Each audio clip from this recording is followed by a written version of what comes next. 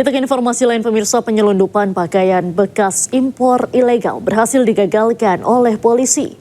Total sebanyak 439 kilo atau setara 4 miliar rupiah bal pres kini diamankan petugas.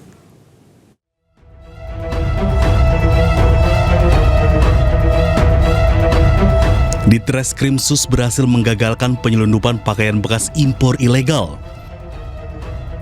Polda Metro Jaya mengungkap sejumlah 439 koli pakaian bekas impor yang diduga dari Korea Selatan, Cina, dan Jepang.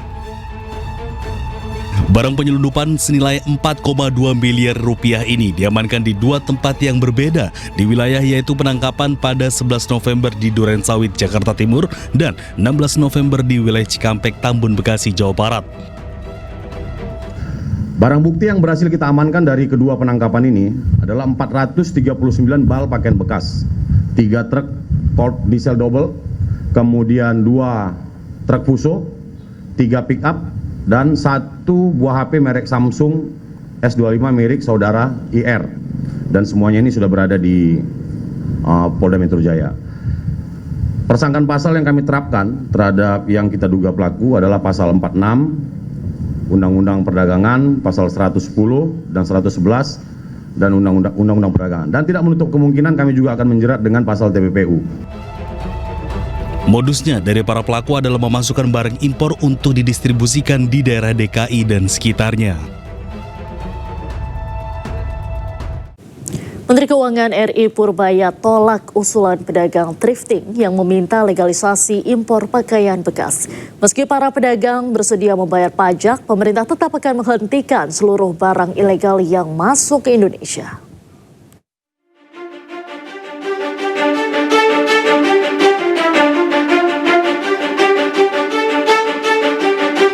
Menteri Keuangan RI Purbaya Yudisadewa tegas tolak permintaan para pedagang thrifting yang bersedia bayar pajak asal barang bekas itu boleh masuk ke Indonesia.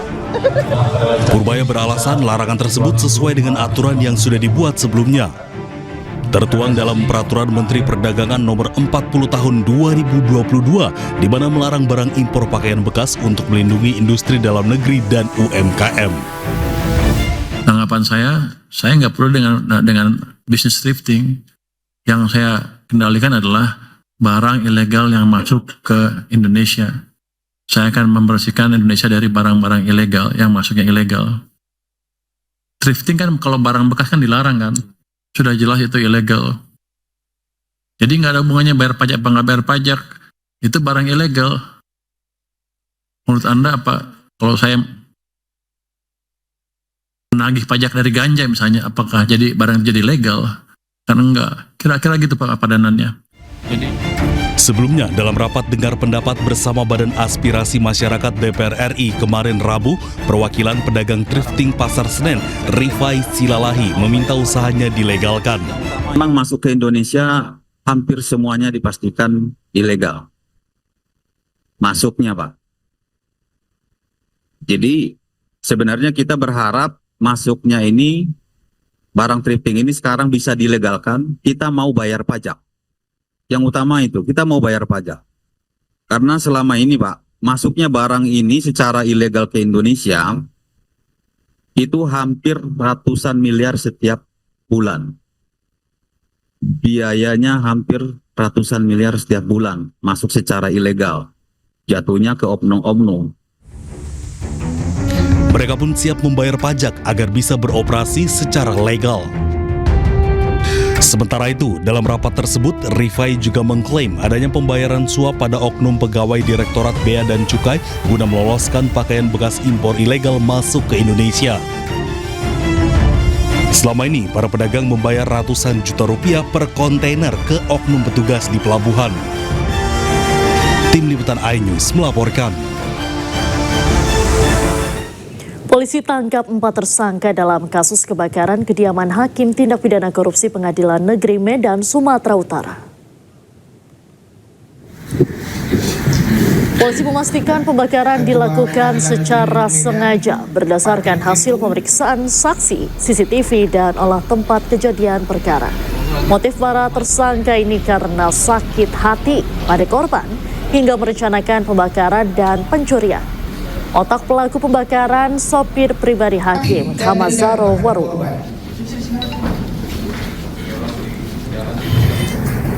Sebelumnya aksi para tersangka terekam kamera CCTV memasuki komplek perumahan korban di Medan, Sumatera Utara. Setelah mencuri perhiasan korban, pelaku menyiram area kamar dengan bahan bakar dan menyalakan api di beberapa titik hingga rumah terbakar. Tidak langsung ke perumahan, tetapi dia berkeliling-keliling dulu di jalan besar. Ya. Dia masih lihat ini, yang bersangkutan sudah keluar dan merencanakan pembakaran dan pencurian. Kenapa tersangka tahu detail dan lancar melakukan kejahatan ini? Karena mengetahui betul seluk-beluk di dalam rumah, penempatan kunci, dan lain-lainnya.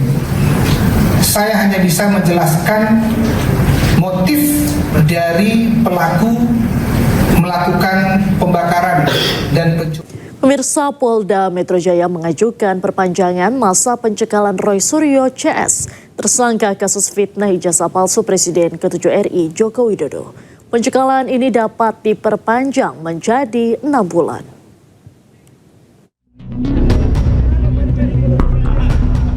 Pencekalan terhadap Roy Suryo CS ke luar negeri dalam kasus tudingan ijazah palsu Presiden ke-7 Republik Indonesia berlaku selama 20 hari.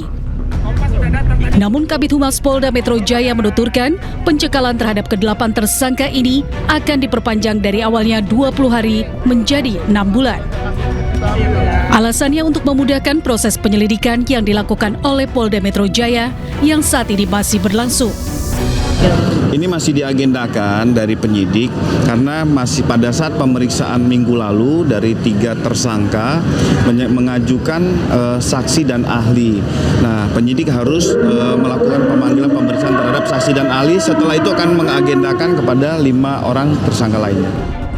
Sebelumnya Roy Suryo CS tak ditahan usai diperiksa sebagai tersangka terkait kasus fitnah ijazah palsu Jokowi pada Kamis 13 November 2025 lalu. Mereka tak ditahan karena mengajukan saksi dan ahli meringankan. Dari Jakarta, Rani Sanjaya, iNews melaporkan. Sebelumnya Roy Suryo CS dicegah ke luar negeri oleh Polda Metro Jaya menyusul statusnya sebagai tersangka. Mereka juga dikenakan wajib lapor untuk memenuhi proses penyidikan.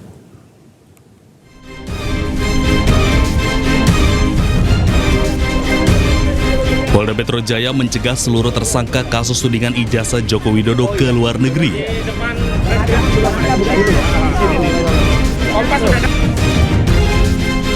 Termasuk Roy Suryo yang juga dikenakan wajib lapor untuk memenuhi penyidikan kasus ini.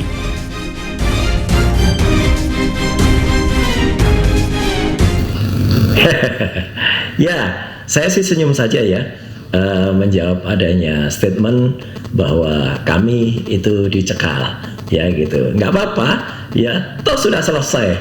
Udah pulang dari Sydney, Australia, dan bahan-bahan semuanya sudah komplit untuk pembuatan yang black paper itu. Semuanya sudah komplit, nggak perlu lagi, ya gitu. Kalau ke Singapura nggak usah lah. Singapura kampus abal-abal kayak gitu kok. Hanya kampus ke-46 dari 55 di Singapura, dan itu kampus swasta. Tak hanya diam, Roy Suryo CS bersama kuasa hukumnya melawan dengan mendesak Polda Metro Jaya melakukan gelar perkara khusus yang belum ditindaklanjuti.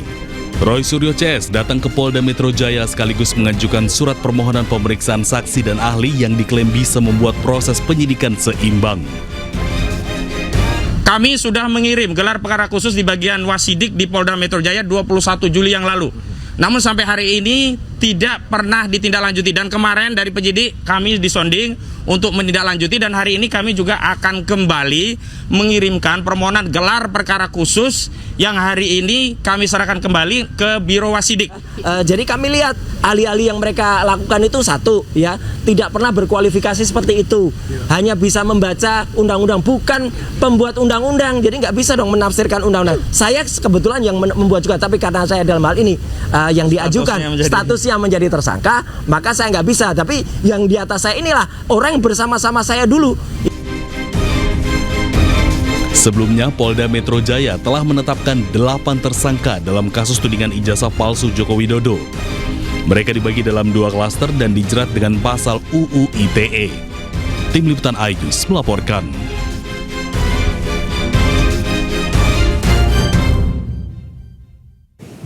Pemirsa, Presiden ke-7 Republik Indonesia Joko Widodo terus dihantam isu soal keaslian ijazah. Direktur Eksekutif Median Riko Marbun mengatakan bila dikelola dengan baik, popularitas Jokowi bisa dinikmati tokoh yang dekat dengannya.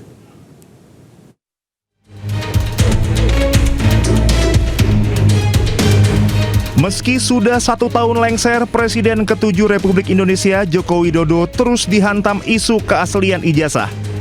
Serbuan berita negatif terhadap Jokowi membuat namanya terus dibicarakan. Bahkan setelah lengser, karena terus-menerus menjadi pusat pergunjingan, nama Jokowi terus relevan. Direktur Eksekutif Median Riko Marbun mengatakan bila dikelola dengan baik, popularitas Jokowi bisa dinikmati tokoh yang dekat dengannya. Menurut Riko, serangan opini yang tidak memperhatikan persepsi publik justru bisa menguntungkan target serangan. Survei Median menemukan hanya belasan persen yang percaya ijazah Jokowi palsu dan isu ijazah ini bukan isu penting bagi mayoritas publik. Riko menambahkan bila tudingan tidak terbukti di pengadilan, tudingan bisa berubah menjadi bullying. Artinya Jokowi dipersepsi menjadi korban dan simpati publik akan berlipat.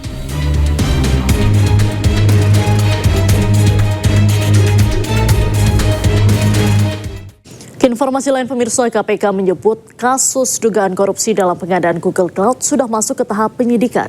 Mantan Menteri Pendidikan, Kebudayaan, Riset, dan Teknologi Nadiem Makarim berpotensi akan ditetapkan sebagai tersangka oleh penyidik. Berdasarkan keterangan PLT Deputi Penindakan dan Eksekusi KPK, Asep Guntur Rahayu menyebut status Nadiem bakal sama seperti kasus dugaan korupsi pengadaan laptop Chromebook yang ditangani Kejaksaan Agung. Perkara Google Cloud ini telah naik ke tahap penyidikan oleh KPK, namun pihaknya akan melimpahkan perkara ini ke Kejaksaan Agung. Pasalnya, kasus yang menyeret Nadiem memiliki irisan dengan kasus dugaan korupsi dalam pengadaan Chromebook yang diusut Kejaksaan Agung. Dalam hal ini KPK telah berkoordinasi dengan Kejaksaan Agung untuk menyerahkan perkara. Jadi perkaranya sudah selesai, sudah diekspos untuk naik ke penyidikan. Makanya dibilang itu akan kata Pak Ketua kan akan diserahkan gitu. Jadi prosesnya nanti setelah ini dinyatakan naik ke penyidikan, kemudian kan saat penyerahannya itu pada saat penyidikan. Sudah penyidikan, nanti dibuka, terus nanti kita serahkan. Tentu yang diserahkan apa kan gitu. Kan Bapak belum